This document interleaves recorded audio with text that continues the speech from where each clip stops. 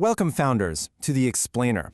Today, we're tackling the ultimate challenge, building a highly successful retail brand without getting completely crushed by the giants.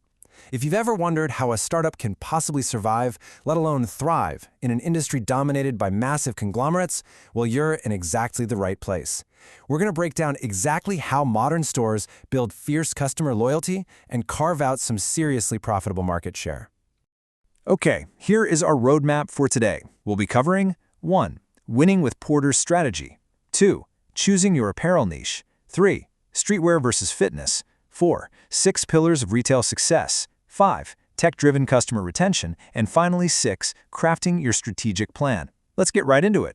So how do new retail brands actually survive against the absolute giants of the industry? I mean, this is the ultimate David versus Goliath question that every retail startup founder has to answer. When you're up against companies with literally infinite marketing budgets and global supply chains, how do you even get a foot in the door? You can't outspend them, you definitely can't outproduce them. So what is your competitive edge as a brand new apparel brand? To answer that, we turn to the legendary business strategist Michael Porter. His framework completely validates our entire premise here. Look, as a startup, you simply cannot outprice the massive retailers. Trying to start a price war, it's a race to the bottom, and honestly, you're gonna lose. But you absolutely can out-niche them. By really understanding your specific strategic group, you can align your unique value offerings with the exact expectations of a highly targeted customer base. Section 1. Winning with Porter's strategy, focusing on high-level positioning. Porter's framework totally demystifies why startups have to avoid cost leadership like the plague and instead fiercely focus on a differentiation strategy. Cost leadership, trying to be the absolute cheapest, requires massive volume purchasing and supply chain dominance. Think Walmart. For a startup, trying to be the cheapest almost always means sacrificing quality, which just completely destroys trust. Instead, your sustainable competitive advantage comes from differentiation. You've got to stand out by being as distinct as a fingerprint, forging a really deep emotional link with your audience. And as we'll see, you build this differentiation by executing perfectly on specific retail pillars tailored exactly to your niche. Moving on to Section 2, choosing your apparel niche and finding that emotional connection. There are 6 major lanes that pretty much dominate the apparel industry, and I really want to enthusiastically remind all you founders right now, these niches aren't just clothes, okay? They are distinct cultures, they're communities and identities built on shared values. People don't buy local pride apparel just to stay warm. They buy it to represent their roots, kind of like how a brand like Aviator Nation successfully captured that whole California surf culture. Or faith-based apparel. They aren't buying it for the fabric. They're buying it to express their deepest beliefs. Your job isn't to chase all of these. It's to plant your flag firmly in just one. Let's dive into Section 3, Streetwear versus Fitness, a comparative case study. Just think about how massive the difference in emotional drivers can be between just 2 of these niches. Think of a streetwear brand like Supreme. Their whole model is driven entirely by scarcity, limited drops, and a bold cultural attitude. You win that game by releasing limited runs that sell out in literal minutes. But on the flip side, consider a fitness brand like Gymshark. Their strategy? It's driven by personal development, athletic performance, and highly inclusive community building. You win there by inspiring movement and transformation. The strategies are total opposites, which is exactly why picking your lane is absolutely non-negotiable.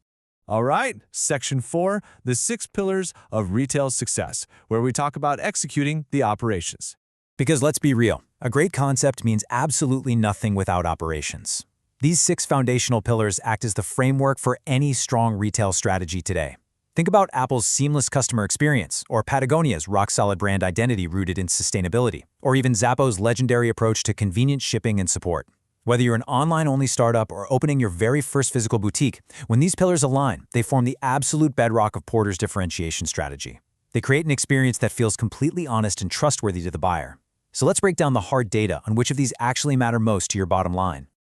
Consider this staggering data from a 2026 e-commerce study. Product quality absolutely dominates customer loyalty, sitting right at an 80.6% positive sentiment rate. It outperforms literally everything else. This data proves a vital lesson for startups.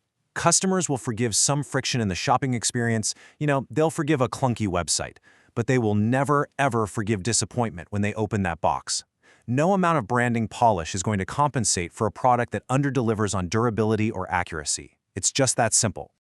Conversely, let's talk about pricing and value. It is the only net negative pillar in the modern retail experience, driving over 55% of negative sentiment. But here is the secret. Customers almost never complain about the absolute cost of an item. What they actually complain about is when the price feels completely unjustified, like a sudden hidden shipping fee right at checkout, or charging premium pricing for a clearly non-premium product. Remember, pricing itself doesn't break loyalty. Misaligned value breaks loyalty. And we definitely can't forget the logistics. Execution and shipping reliably determines whether a customer becomes a vocal brand promoter or a really loud detractor. It's honestly the most volatile pillar. By the time a customer is waiting for their package, the transaction is done, right? Their trust is fully on the line now. Proactive updates, clear expectations, fair return policies, that is what makes customers feel safe. Shipping isn't just logistics. It is your brand's final, lasting promise to the buyer. Section 5. Tech-driven customer retention.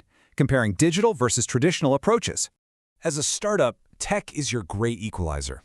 Traditional retail giants, they have to rely on heavy, expensive infrastructure, things like broad volume data models and massive self-checkout kiosks.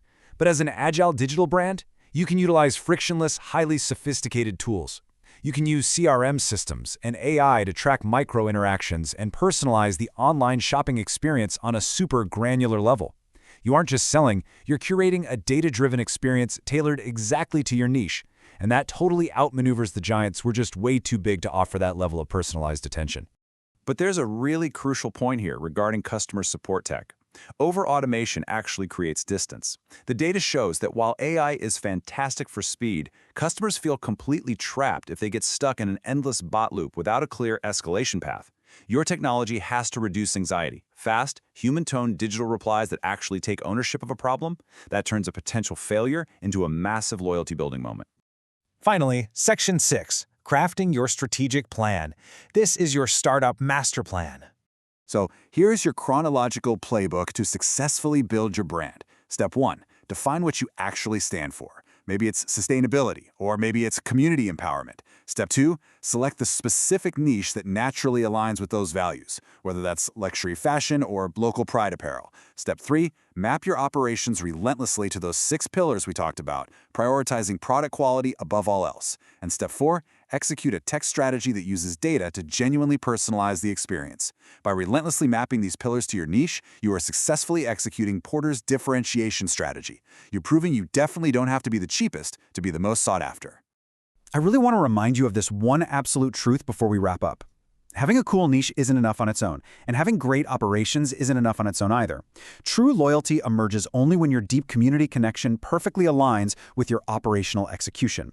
When your streetwear brand actually delivers the premium quality you promised, or your eco-friendly apparel arrives in genuinely sustainable packaging, that is when you create an icon. Which brings us to our final thought for this explainer.